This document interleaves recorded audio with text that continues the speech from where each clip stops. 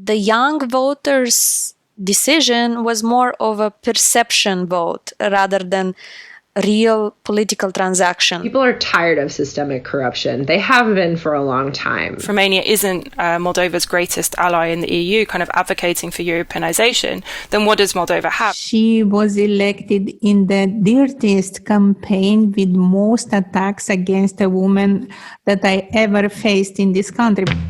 Naked Pravda.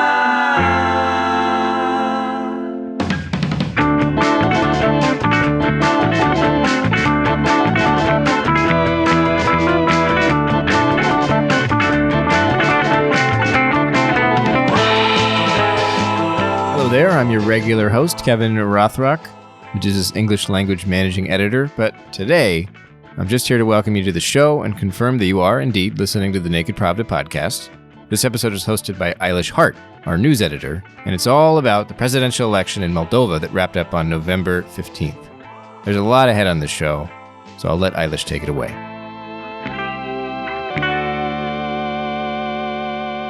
Hello everyone, this is Medusa news editor Eilish Hart. You may remember me as the host of our recent episode of the Naked Pravda about the political crisis in Kyrgyzstan. This week, I'm back to cover the results of the presidential elections in Moldova, which ended on November 15th after 2 rounds of voting. Moldovan citizens at home and abroad first went to the polls on November 1st, and although they had many candidates to choose from, former Prime Minister Maia Sandu won the vote by about 36%, putting her just ahead of the incumbent president, Igor Dodon, who gained just shy of 33%. During the runoff vote 2 weeks later, Moldovan citizens came out in record-breaking numbers and elected their first woman president. Maia Sandu won 57.75% of the vote, putting her well ahead of Igor Dodon's 42.25%. That's the short version of the story. So to fill in the background and find out what we can expect from Maia Sandu during her presidency, I invited 4 experts on the show to talk about all things Moldova.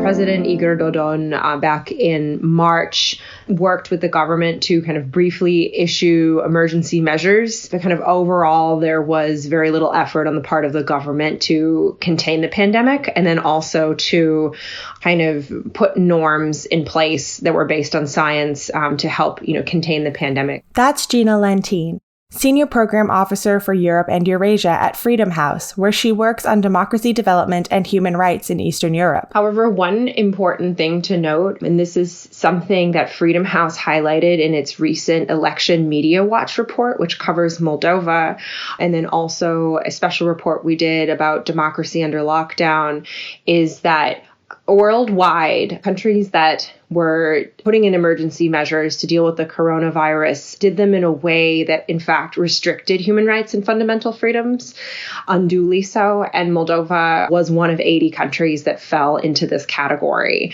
Probably the biggest challenge we saw kind of under pandemic conditions, and then also kind of in the lead up to the elections, was the restriction of journalists' access to information. Falls, in under the category of freedom of the media.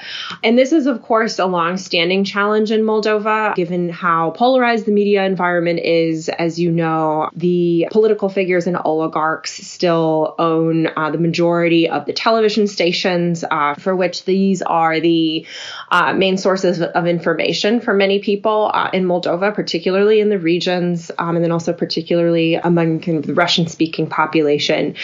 So, this is kind of an underlying problem, but then access to information was kind of made even more challenging due to the fact that journalists from the opposition and independent media are often denied this access to information and entry to government institutions. But then, this was an early target of Moldova's pandemic-related restrictions because Igor Dodon and other politicians allowed very selective access to press conferences and then also provided conflicting information when journalists were allowed into those press conferences, and then oftentimes didn't allow journalists to ask questions. To get some more details about what it was like covering the Moldovan election, I reached out to journalist Alina Radu, co-founder and CEO of the Moldovan investigative weekly Ziarul de Garda.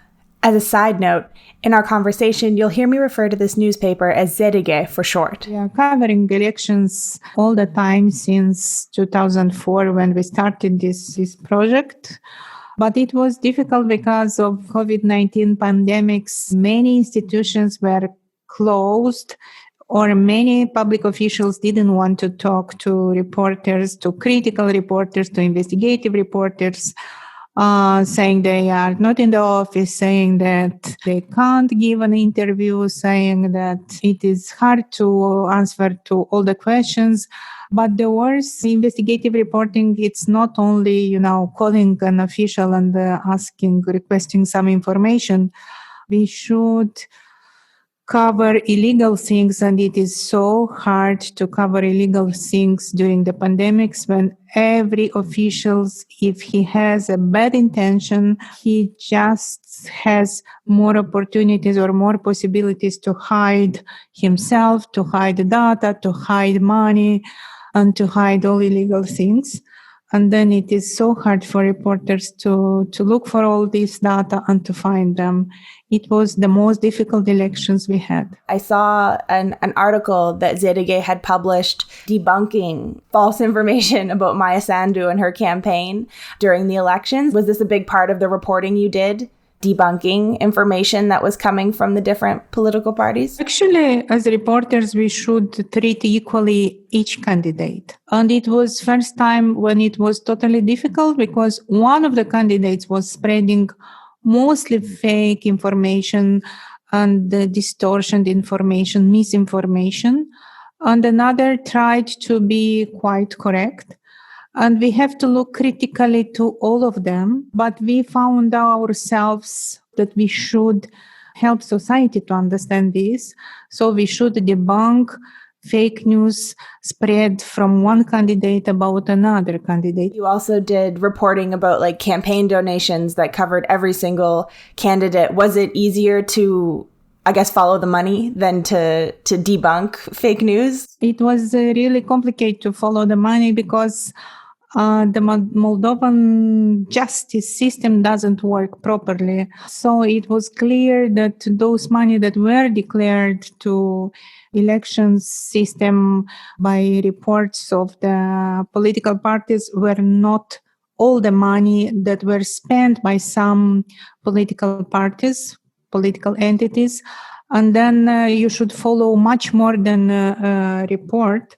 You should follow the non-declared money. And how do you do it when it is pandemics, when it is prohibited to go everywhere and to see everywhere, and it is difficult to have an interview with everybody.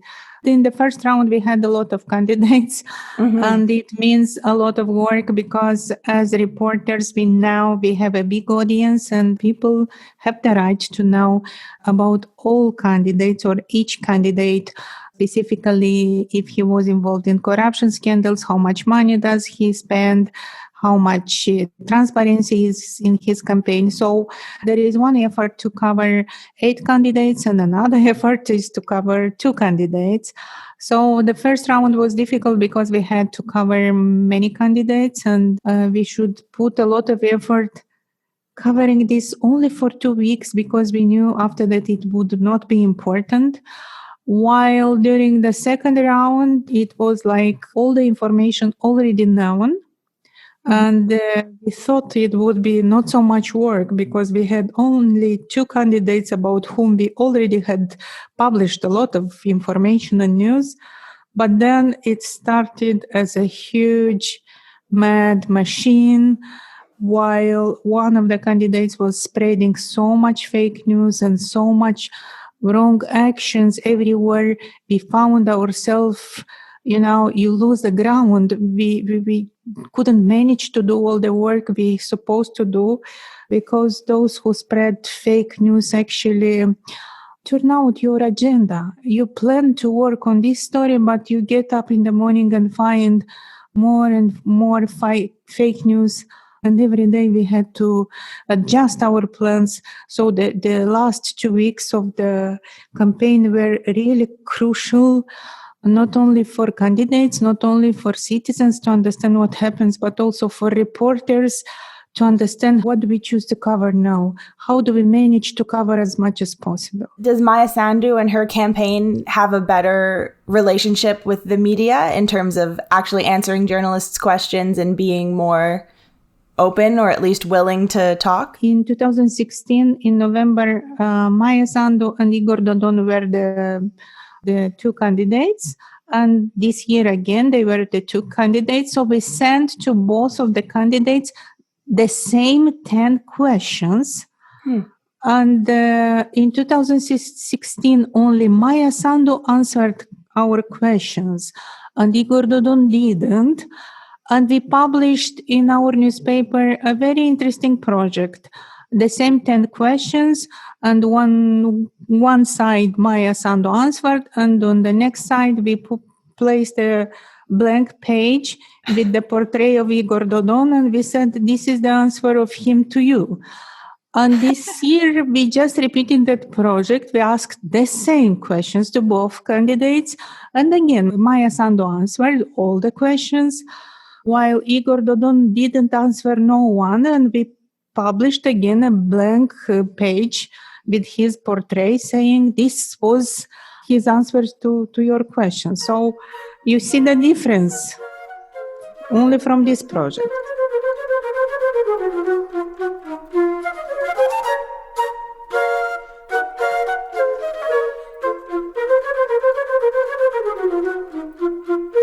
Both in the first round of the elections and in the runoff. The OSCE, ODIHR, and NMO sent international observation missions. The local NGO Promolex in Moldova, which is a human rights NGO that specializes in election monitoring, all had monitoring missions around both sets of the elections.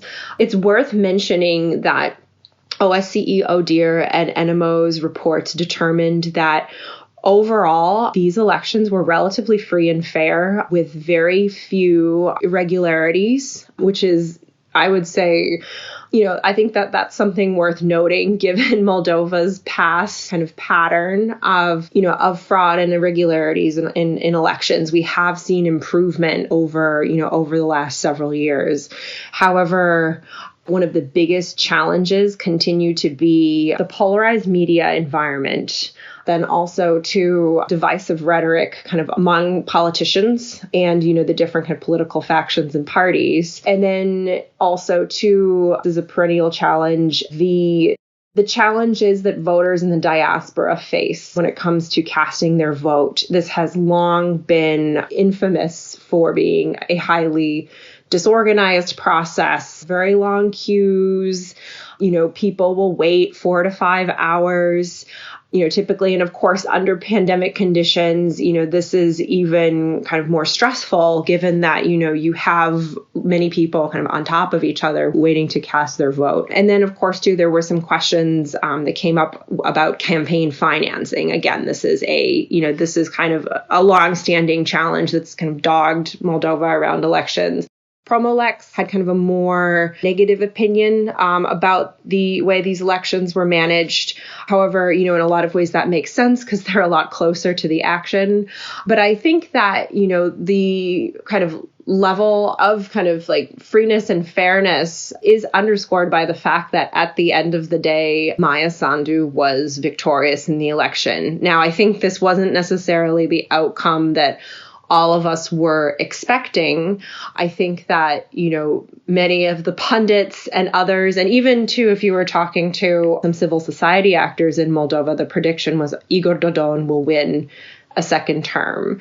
It's funny because I think I was one of those people who was optimistic. I said to myself, he could win a second term. He won't necessarily win a second term. And I think that, of course, in the first round of elections, they came within, a percentage point of each other. And of course, neither reached the threshold to, win the presidency at that time. But I think the thing that really put Maia Sandu over the top was the mobilization of the diaspora voters, despite the challenges that they face. And I think that, again, that outcome and the mobilization of those voters is a testament to, how elections have improved in Moldova. So when you have all the pundits and analysts predicting that Dodon's going to win, my first question is that people in Moldova making those predictions, or is that people abroad? And then was that expectation premised on the fact that people didn't think the elections were going to be free or fair? Or was there some other reason they thought Dodon was going to pull through? I think part of that sentiment is kind of voiced by people abroad. I think that often analysts and others who aren't kind of as close to the situation, whether it's through frequent site visits to the region or frequent contact with local actors, I think it's easier to sort of sit from a farther vantage point and say, well, Dodon is going to win because Moldova has a reputation of having irregularities and challenges in its voting. And, again, there was at least kind of from the more distant vantage point, there was this expectation of, well, there's so much institutional corruption, kind of endemic corruption. This is, this outcome is a fait accompli. And I think that talking to civil society actors, you get a slightly different story. And, I think that it actually paints a much more accurate picture, which is that, people are tired of systemic corruption. They have been for a long time.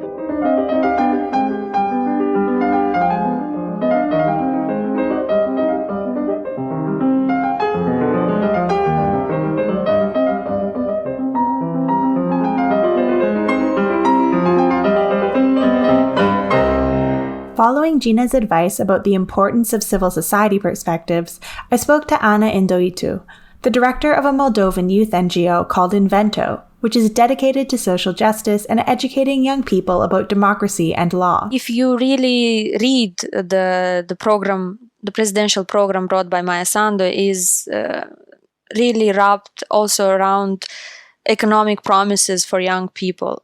But it's not targeted only on them, which is leading me to the next aspect, because the young voters' decision was more of a perception vote rather than real political transaction, because actually there wasn't very high promises for young people. It was ambiguous enough, to put it mildly, because we had young people who were analyzing the both programs of the president candidates, and Dodon's program was into more detail than Maia Sandu's promises. Therefore, we had our own critiques of the program, but rather for the perception to vote against the status quo, to vote for the Euro-Atlantic strategic positioning of the country.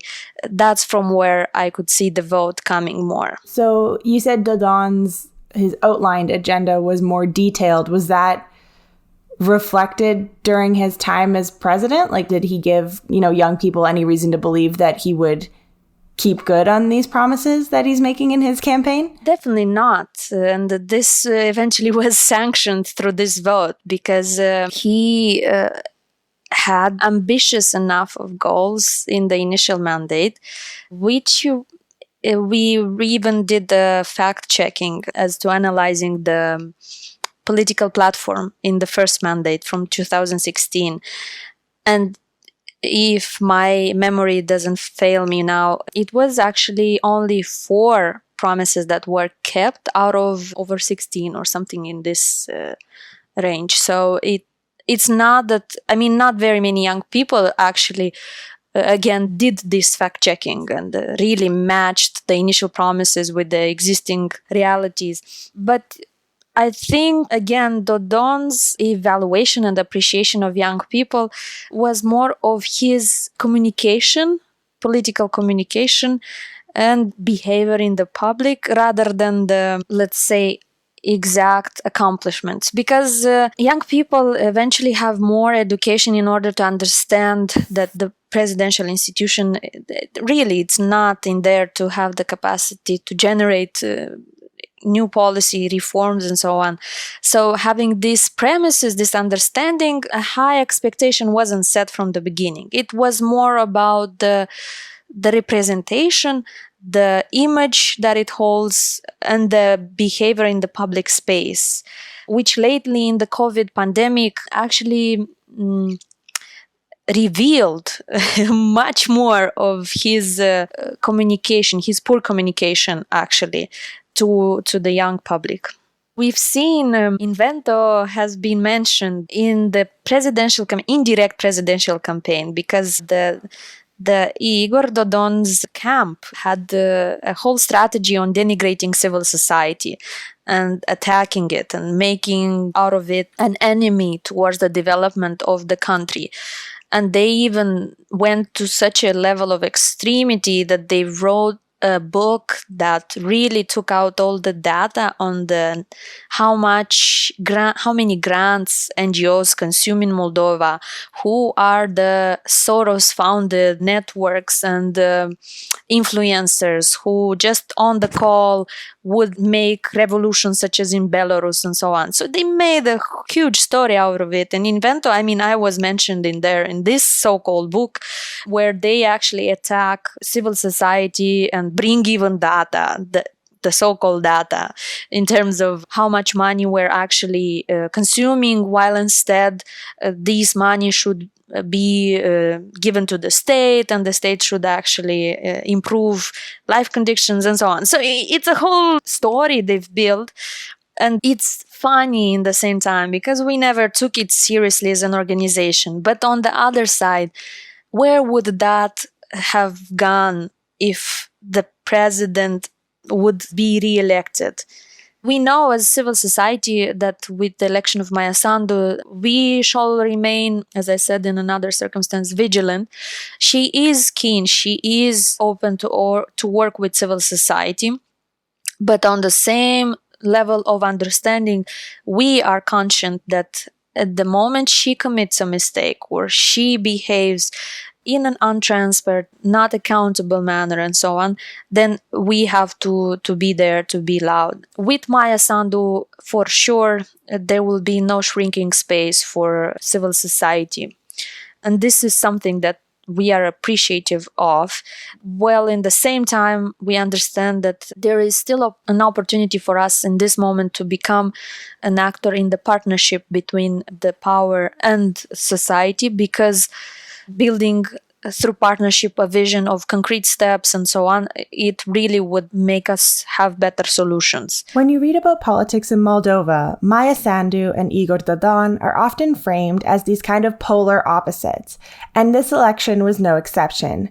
Maia Sandu was presented as this pro-EU, anti-corruption politician versus Dodon, who was painted as pro-Russia. I wanted to know if this was actually a relevant issue during the election, if people going to the polls were actually concerned about the country's geopolitical direction. And I got some interesting answers from the experts I spoke to. Quite clearly, there's a different geopolitical difference between Dodon, who is quite clearly oriented more towards Russia and has in the past been quite scaremongering about what Europeanization looks like, and often sees relations with Romania as a kind of a Trojan horse of Europeanization, or vice versa, that Europeanization is really a Trojan horse of Romanianization.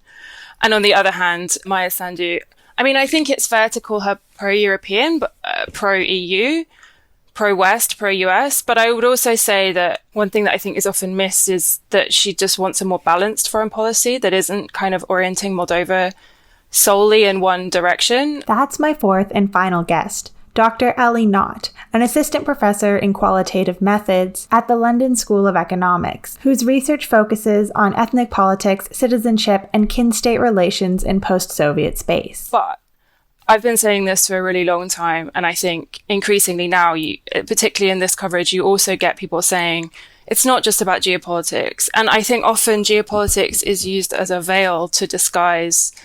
It's easy for the Dodon campaign to say that this is all about geopolitics, or it's easy for Western observers to say this is all about geopolitics, because it leaves aside some of the harder questions, which is reform, anti-corruption, judicial reform, democratization. And I think really this election is much more about, when we think of kind of domestic preferences, for no longer thinking that stealing is okay at the elite level, for really cleaning up what Moldova means and the relationship between elites and society, that elites aren't just there to kind of capture the state and to make the state work for their interests and to steal money from the state and to steal power, but also that there's kind of a social contract. And I think Sandu is really about kind of economic reform and also anti-corruption reform, and those two things kind of go hand in hand. You can't have a state that's capable of providing for its citizens if it's also stealing from its citizens and stealing from, banks at the same time. But I think it's often the way that Moldova is read by Western audiences, because if we understand it as geopolitically important, then it becomes important for us. We have to see it through the lens of geopolitics.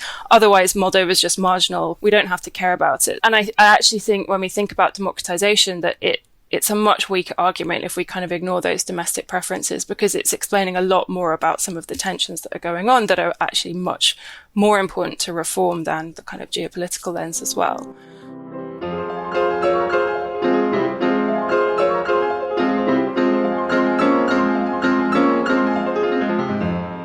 There's what I call this false dichotomy that, that politicians in Moldova have used to, I think, divide society, but then also kind of divide or maybe kind of confuse, opinions or understanding among international stakeholders as well. And that kind of pro-EU versus pro-Russian paradigm kind of is at the heart of this false dichotomy. Language politics also play a role, again, creating this kind of false division between Romanian speakers and those who kind of maybe sympathize more with Romania or so-called pro-EU values versus those who are Russian speakers who, by default, they must, kind of by, virtue of the language they choose to speak at home, align themselves more with Russia. And really, this is I think that this is a tool and a tactic. The key problem in Moldova is, continue to be the level of kind of not just institutional corruption, but how politicians and oligarchs in the country would enrich themselves off of these institutions, and also would engage in offshore dealings with countries, with countries such as Russia to steal from their own country.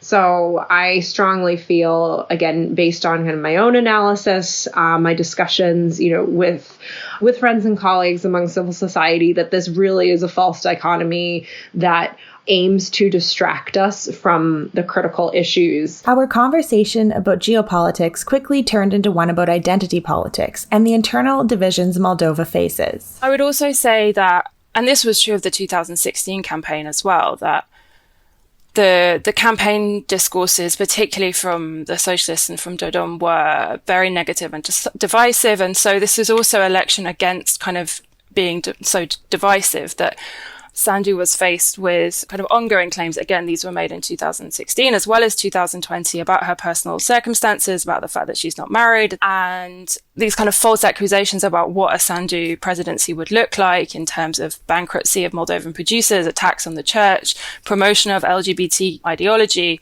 kind of, again, seeing her almost as a kind of Trojan horse for these factors. So I think also the Sandu campaign was about more coming together against this kind of rhetoric of divisiveness. And I think you see that, and I think it's something, again, that's not been so covered, is I don't want to claim that this is the first time this has happened, but it's certainly in the last 10 years for a pro-European anti-corruption party to have election materials in Russian and to be speaking in Russian and to make those kind of bridges. I think it's actually quite clever because it allows Dodon to not be the only one who's making claims in Russian language as well, and to be actually able to dispute some of those and to do that kind of bridge building in a way that it's not only trying to overcome some of those divisiveness and kind of putting people together in different kind of competing camps, but also crossing that bridge and saying, like, well, we're not kind of trying to divide you in the same way that the socialists are doing. And I think you kind of see that in the electoral results as well. I think where Sandu was winning is actually quite surprising. Is the language issue something that's instrumentalized in Moldovan politics usually, like Romanian versus Russian, or is it more so that Russian gets marginalized? I mean, in a sense, there's two debates going on. There's the Moldovan versus Romanian language debate, and whether the limba de stat, the language of the state, is Romanian or Moldovan. And then there's this issue of minorities as well. And how Russian is still a language of interethnic communication, though I would also say English is a language of interethnic communication, and how that's often seen as reproducing kind of Soviet legacies that people feel uncomfortable with. But on the same time is the language that a lot of minorities speak in, and a lot of people that would identify as Moldovan would speak in as well. And I think particularly outside Chisinau, or even within Chisinau, let's be honest, that there are huge portions of people that live in Chisinau that are also Russian speaking. And to not have multilingual politics and to have people on the pro-European side of the spectrum not really engage with Russian speaking politics, it has been an absence. And I think it's interesting that Sandu is realizing that you don't always have to kind of just silo yourself and only speak in Romanian. You can also kind of actively seek those votes. In international media coverage, I found they tended to highlight, this diaspora vote outside of Moldova, and then as well as the Transnistria vote as kind of two crucial factors in this election. I think what you see in the Transnistria vote and the diaspora vote is just two very different ends of the extreme. And the Transnistria vote is not massive. I think it's about 30,000 people that they were able to mobilize, whereas the diaspora vote is just huge. What was it, like over 230,000 people or something voting in the diaspora? And not obviously, but like the people voting in Transnistria are voting much more for Dodon, and people voting in diaspora are voting, overwhelmingly for Sandu. Like 93% in the second round voted for Sandu. And I think that on the one hand, what you see in Transnistria, I mean, again, these investigations kind of have to be executed going forward, but there's pretty good evidence of kind of busing and vote buying. And I think they definitely try to do that to offset the diaspora vote. But we're talking about orders of magnitude difference, 30,000 versus 230,000. And I also think it's interesting if you look at the way that the Dodon campaign tried to mobilize against diaspora voters as well. He talked about how diasporas were like a parallel electorate, that they were in dissonance with the preferences of the country, and basically were almost trying to subvert the real preferences of people that live within Moldova. And if anything, I think that really probably angered people in the diaspora who were not just angry at Dodon, not just angry at corruption, but angry, the reasons that people migrate out of Moldova are a lot of push factors and often migrating into very difficult, sometimes illegal circumstances, often illegal circumstances. And to say that they don't represent local preferences is to ignore the fact that people often migrate because Moldova isn't providing opportunities at home, and often that diaspora themselves are providing remittances back. And I think it's fair to say that it probably encouraged more turnout as well, to have that kind of discourse that's very explicitly anti-diaspora.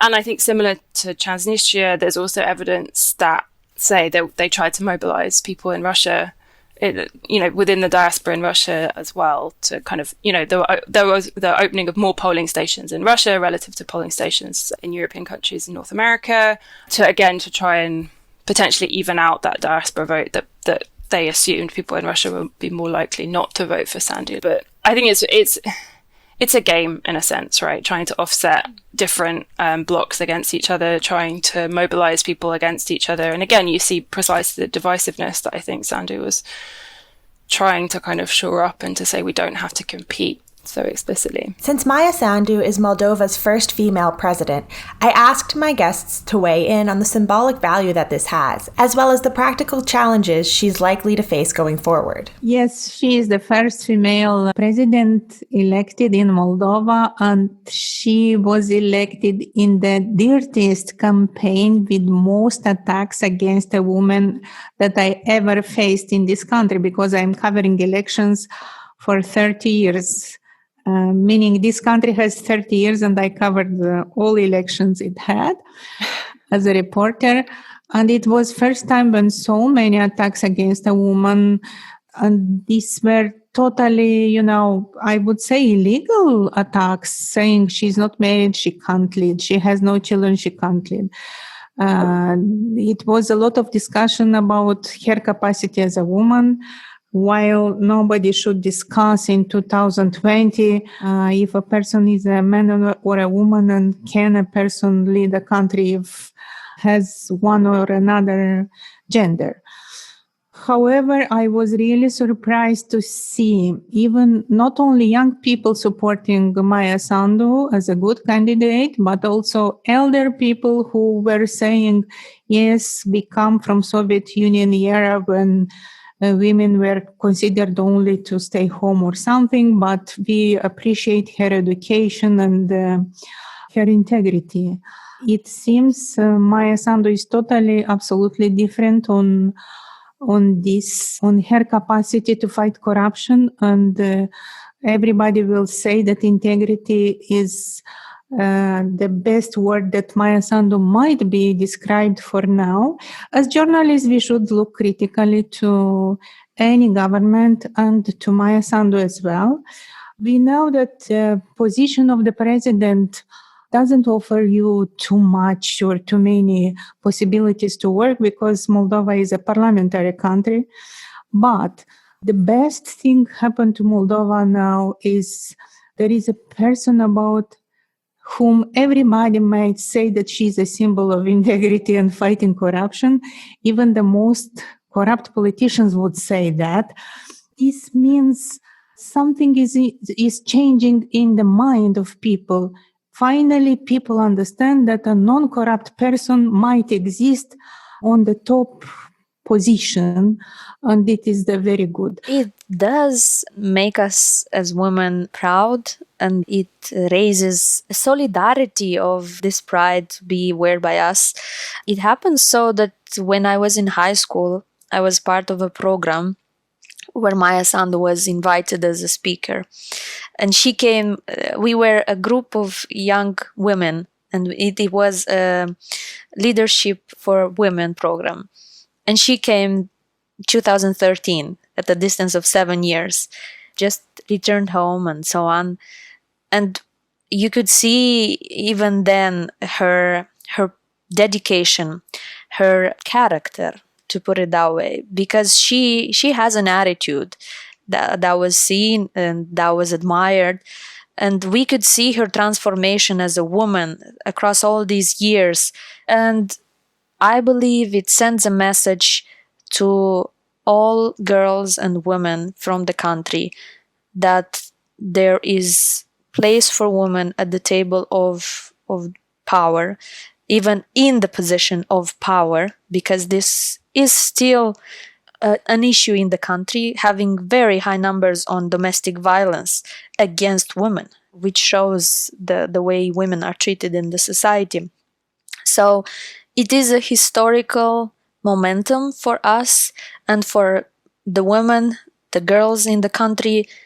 It does empower us to be consequent in our ambitions, in our work, and in our family as well. I will be in the position to remain pragmatic and not so much to take this victory as, let's say, a meaningful transformation of the country. There is a system in place which I'm afraid could really ridicule her in a way at a certain point when, the parliamentary majority would really make her not accomplish her objectives. But for sure, her election has sent a message worldwide about a politician of her caliber to be elected to represent the people who are tired of self-interest politics and who are really expecting different. And then from this expectation to really materialize into policy reforms, government agenda, and so on, there's a long road to go. Moldova is still a very patriarchal society where women face many challenges, not only in politics, but within kind of social life in general. So I think it is really symbolic of what women can do, become office holders. I also think it's symbolic just in the number of votes that she got, not just in the diaspora, at home as well. Like, her vote share massively increased from what she was able to get in 2016, and she is now the candidate who's won the most amount of votes ever as a presidential candidate. Now, I think it's also important to remember that Moldova for a long time didn't have an elected president. It was a president kind of nominated by parliament. So we're really talking about 2016 and 2020. But I think the increasing vote share that she got, that this wasn't just concentrated in Chisinau as an urban area, but this was, spread, that she was increasing her lead across the country, and again, not just in the diaspora, also has kind of symbolic and probably agenda-setting power in terms of the showing that preferences within Moldova are to move beyond kind of the socialist hold on power and towards economic reform and anti-corruption reform and judicial reform that have just stalled. I think this is a moment of hope. 2020 is a moment of hope for Sandu for a package of reforms towards anti-corruption with limited capacity at this moment necessarily to enact those. But I really hope that hope isn't lost and that hope isn't misplaced, and that this is actually a moment for change, because I think if it isn't, and the system just kind of reproduces itself with different faces, I think it will be really difficult to get back from that and to capture that kind of lost hope again. There are still certainly not enough women in power in Moldova if you look kind of broadly at, the percentage of women who are MPs. But that said, she was not the first woman to hold the prime minister's post, but holding the presidential post, while of course this does hold less power than the prime ministership, this is still, I think, a very important, not just a symbol, but also kind of a sign of, also a sign of progress. I think the thinking is that, the executive branch isn't as strong. Therefore, the presidency kind of maybe isn't as important, but it is really important. She will still have a really important mandate, especially when it comes to Moldova's foreign relations and, in particular, restoring its relationships with nearby allies such as Romania and Ukraine. Previously, Igor Dodon had a rather isolationist foreign policy. Again, he did look a little bit towards Moscow, to use that expression that all of the pundits use. But overall, his foreign policy was quite isolationist, I would say. The second very good thing that Maia Sandu might do, and she's already doing, to restore the international communication of international institutions with Moldova, because last president did very bad with international communication. He never visited nor Kiev nor Bucharest, the only two neighbors that Moldova has.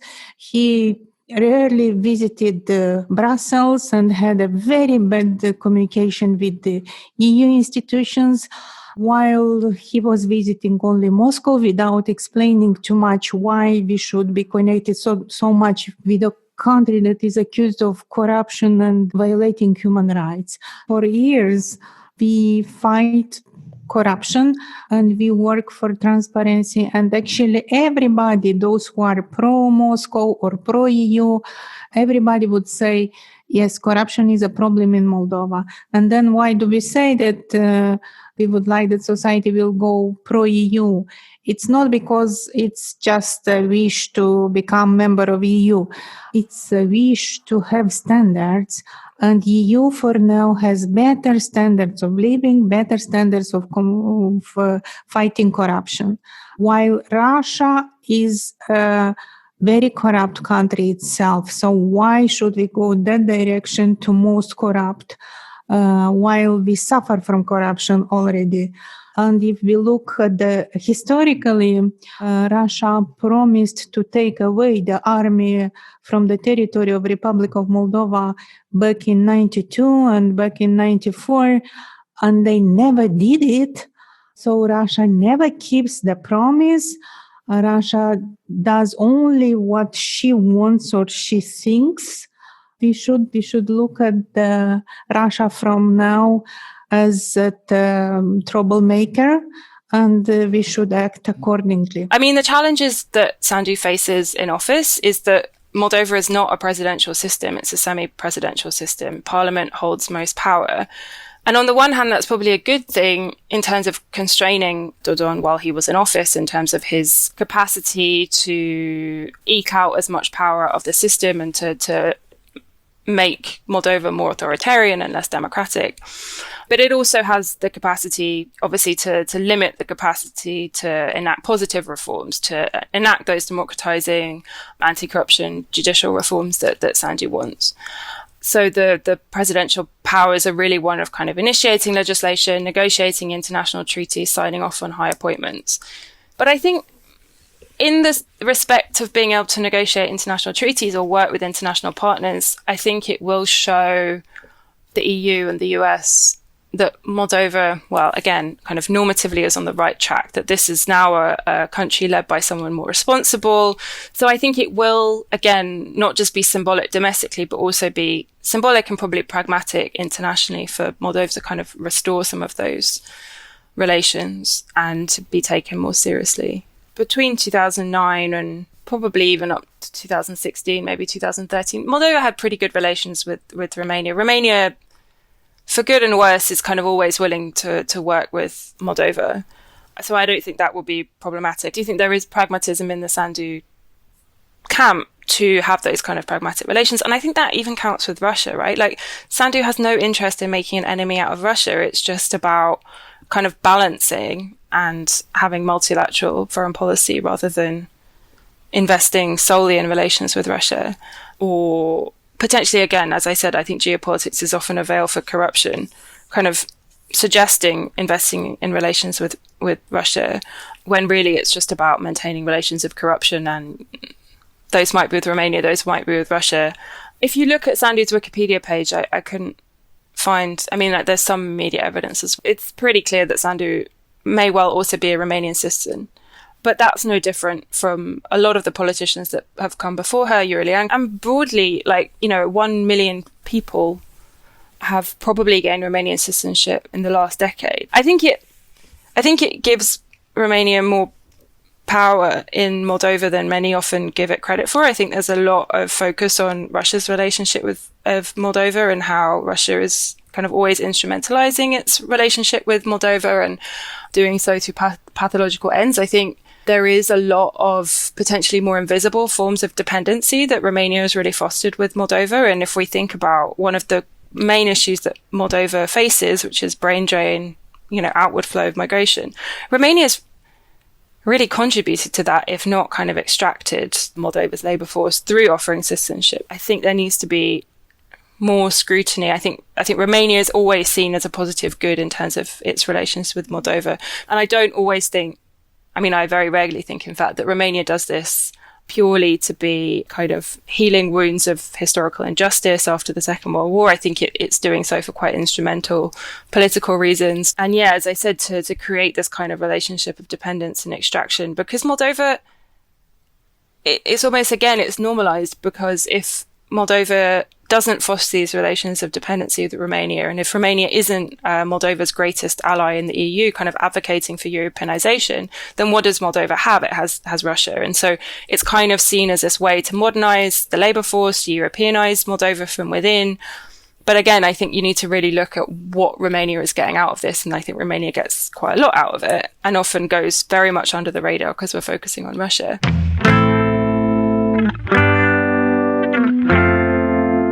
You've been listening to the Naked Pravda, an English language podcast from Meduza.